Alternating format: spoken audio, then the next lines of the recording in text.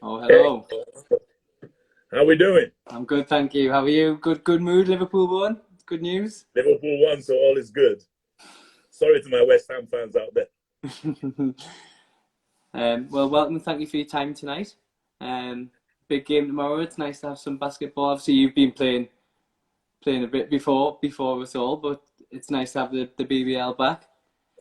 Oh yeah, I mean it's tremendous to try and get back to playing. I mean the guys I think really miss it. I'm sure it's the same across all of the BBL, and a bit worrying with the loss of the games on Friday and Saturday, I guess, or whatever it was with Bristol and Surrey, and the doom and gloom of Boris Johnson stuff today. So hopefully we Mm. can bring a bit of cheer tomorrow and hopefully keep the games moving. Yeah, I was going to talk about Bristol and Manchester cancelled on their games, didn't they? So I think it's kind of one of those things that might keep cropping up as the season goes on. Yeah, I mean, I think we have to get used to it, and we have to be prepared not to get too down on it. Do our best to be safe, so the games can continue. Because I tell you, I couldn't go through another one of those extra months of lockdown.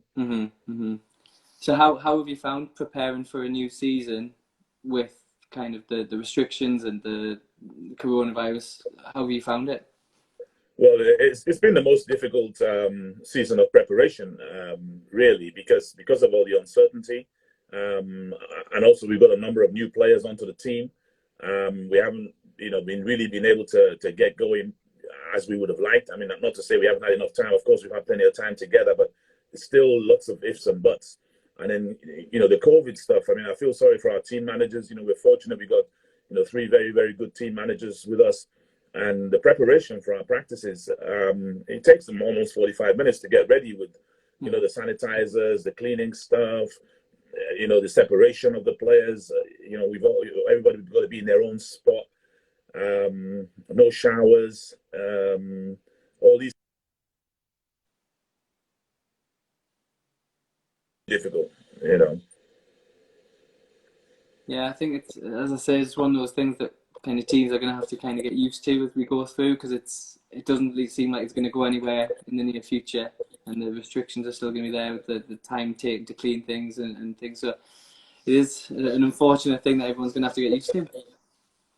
Yeah, that's right. And I think we're getting to that point now where we're beginning to get used to it. I mean, coming into a gym, you go. I mean, I guess it's a bit different. Sorry, in Newcastle, you've got your own gym, but when we go to our gym, it's like we've got to clean it before from the people who've been in there. Hmm. We've got to clean it for them when we go out there. It's almost like basketball becomes secondary, and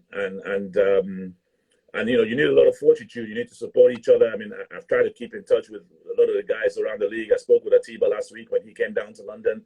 Had a brief chat with Coach Paternostro. I talked to PJ, Creon, and all the guys are trying to deal with it in the best way that they can. But I think we have a kind of responsibility to the fans, get something out there. I mean, the fans are talking to me all the time about how desperate they are to see some basketball. And I know, as you put out earlier on in one of your conversations, we're trying to put our games out for free. It's been a real tough decision to make. Do we try and charge? What do you do is, well, you know what? It's got to be out there for free. Our fans have to stay engaged. We can't go to schools. We can't go to assemblies. All our coaching clinics are shut down.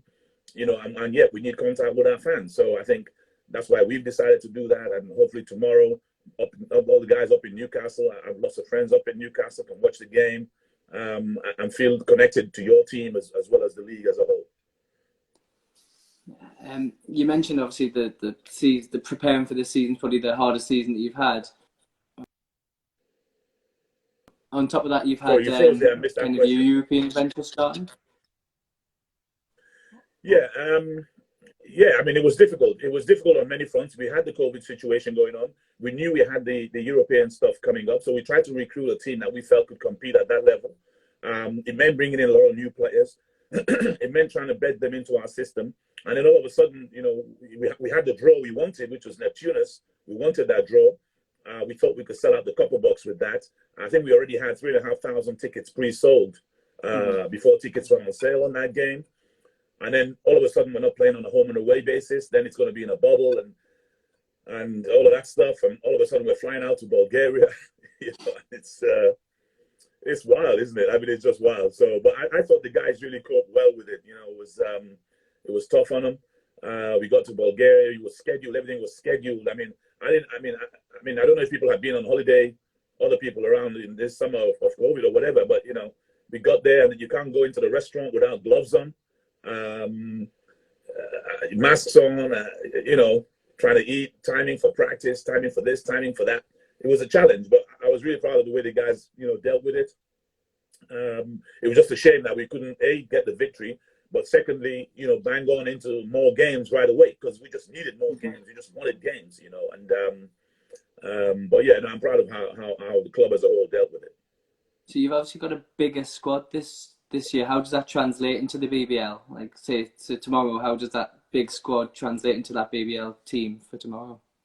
Well, it's a big squad, but it's not that big. If I'm honest with you, it's only 15 players. Mm-hmm. You know, the fact that they're actually all very good players, 1 to 15, mm-hmm. is obviously a different level, and that's what you've got to do if you want to be successful in Europe.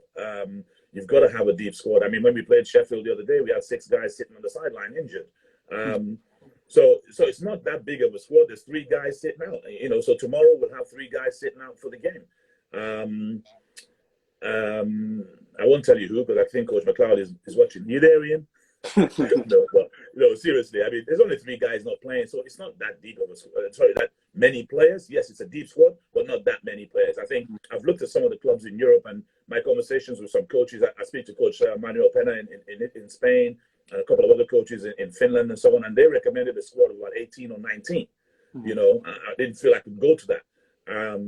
So yeah, I mean, it's great to deal with this amount of players. What it does mean is, you know, we haven't been able to not have practice because of injuries. You know, we've had so many injuries, but we always been able to somehow scrape 10 together for practice. But yeah, you know, it's you're learning a set of different things. You're learning, you know, expectations from yourself as a coach and from the players, etc. So yeah, it's a fun experience, and I'm thoroughly enjoying it, I have to say. So looking at the BBL Cup, obviously the group of death, Group C is we've got Sheffield, yourselves, Newcastle, and Leicester. What was your initial thoughts when kind of you found out that was the group? Well, we requested that group. No, obviously not. Well, it's funny. I think. I mean, no disrespect to anybody else, but I think those 4 clubs wanted to play. I mean, we all wanted to play. You know, I know Rob's been chomping at the bit. I've listened to some of his interview stuff. I mean, they just want to play basketball. I know Coach McLeod had his team together for some time there too. I know definitely Atiba wanted to play. So I think we were ready to play, and why not? I think these are the games, you know, that the fans want to see. You know, Leicester and us always, you know, wrestling. You know, Sheffield and Newcastle always have it on. Leicester and Newcastle. So the kind of games that you really want to see, and I'm glad that the game is going ahead and we can try and entertain the fans, because those are important games. Now, fortunately, only one of us is not going to make it, so that gives us a good opportunity to get through that group and really get going. I think the game, you know, it's taken so long to get to this point to start playing, but once the games start, it's going to come thick and fast. You know, I mean, obviously, normally what you'd be doing, you'd be going, right, well, you know, when do our fans want to watch a game? Is it a Friday night? Is it Sunday afternoon? Obviously, you know, you don't have to consider that at the moment since no one can come in. So now it's like, well, what's stopping us playing on a Monday, Wednesday, Friday, Monday, Wednesday, Saturday, and keep getting all the games through that we want to get through? Because at the end of the day, I know if I ask the players, do you want to practice or do you want to play 3 games in a week? I know what their answer will be. So I think, assuming that we can all manage the threat, you know, from the virus and everything else, I think we'll have a lot of games in the space of time that we have left between the end of the potential season. And that's why you need a big squad, isn't it? That's why you need a big squad. You know, I mean, I think I've said this somewhere else. When Leicester were in Europe, I felt so sorry for them because, you know, they started off right off the bat with the injury to Pierre Hampton before the first game. You know, and then it just carried on from there to the point where they barely put 5 fit players on the floor by the time they got to the last, you know, set of games. And, you know, obviously we got, you know, new people around us here at the club, and it's about trying to compete in Europe. And whatever it's going to take, then that's what we're going to do. So I ask my daughter, she's 7, I ask my daughter every time I do like an interview like this, just what question would you ask? And her question today was, how do you feel about it being Newcastle that you're starting against? Is that a good thing?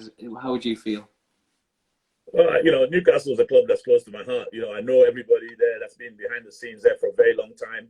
And what Paul, Blake, and Sam have done has been tremendous. So whether it be going back to the old days of Newcastle, with Dave Elderkin and Russ Saunders and all that stuff, that's obviously a very, very storied club.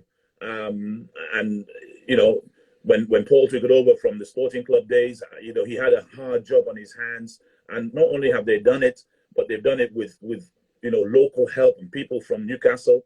What they did with Fab Flournoy in terms of the length of time that Fab was able to bring the culture to the team. Darius Defoe, I don't know if he was born in Newcastle. I'll ask Dave Forrester. He knows where everybody's born.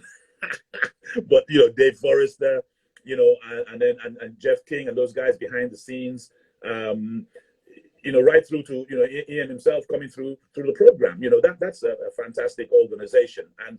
And that's what the BBL should stand for, So, Newcastle beat us in the playoff finals to win the clean sweep. I'll never forget Ramon Fletcher sweeping the floor. I aim to get my own back on him. But also we won the league championship, at Newcastle. So we're connected in a very, very positive way. And also what is that Newcastle is a proper basketball club. They're well organized. They take things seriously. They act professionally. And that's, when we talk about the pluses of the BBL, the Eagles are one of the pluses of the BBL. And anytime you want to measure yourself, then you've got to measure yourself against them with their great record over the years.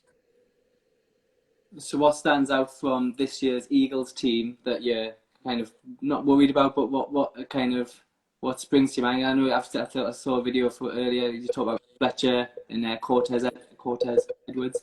Kind of who really stands out for you this season? Well, first of all, obviously Darius is the backbone of the team and hangs together, through the whole period. So you always know that when things get tough for the Eagles, Darius is going to stand strong and be in there. But obviously Fletcher drives the team, incredibly talented and gotten better. I mean, let's have a look at this. From when he came to where he's at now, gotten smarter, got it more savvy. Really knows how to get the guys involved. I thought his combination with Gettys last year was as good as any. Mm-hmm. So you can't look much further than that. And then you look at Cortez Edwards. I love Cortez Edwards. There's nothing he can't do on the basketball floor. He's big for a guard. He rebounds well. I think sometimes at Worcester they needed him to play the point, and he did that.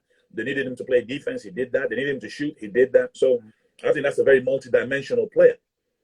And then that's before you come to some of the new guys who are all very athletic, shoot the ball. I think the kid Gordon is, I think he played against Shane Walker in Sweden last year. So we got a report on him. Very active. The big fella is an athletic big who can finish, who can shoot. Which obviously Gettys couldn't do. So this is a well-rounded squad. And then you talk about the youngsters coming off the bench who are shooters, in Eddie Matthews and obviously Louis Sayers, one of our better younger British players. And then I think the X factor is obviously Coach McLeod because, after going year and year and year with Fabulous Flournoy's system, you start to get to understand how Fab likes to play. And there's been a bit of a transition as Ian has, been along with Fab and now taking the reins by himself. So we'll have a situation where we're not as comfortable with what Ian would like to do as we might have been. So that's obviously another little X factor. So yeah, there's a lot to think about and a lot to deal with. So nobody's taking anything for granted, Well, I'm really looking forward to the game tomorrow. 2:30 tip-off? Yeah, it's a 2:30 tip-off at the Copper Box. We've got COVID restrictions everywhere, as you can imagine. And, we basically the building shuts at 5 p.m. So everything we do has to be done and dusted before then. I think in a couple of weeks when we have a WBBL game before our BBL game. That will have to start early in order for us to start at 2:30. So for those of you who are at home, I don't know if Newcastle United are playing at home. Hopefully not. You can get on front of that YouTube or the Lions website and get a good side of your very, very exciting team. Can't wait. May the best team win. Fingers crossed. Thanks very much for your time, Vince. No, pleasure. And hopefully you enjoy the game too. Absolutely. Thank you. All right, cheers. All right.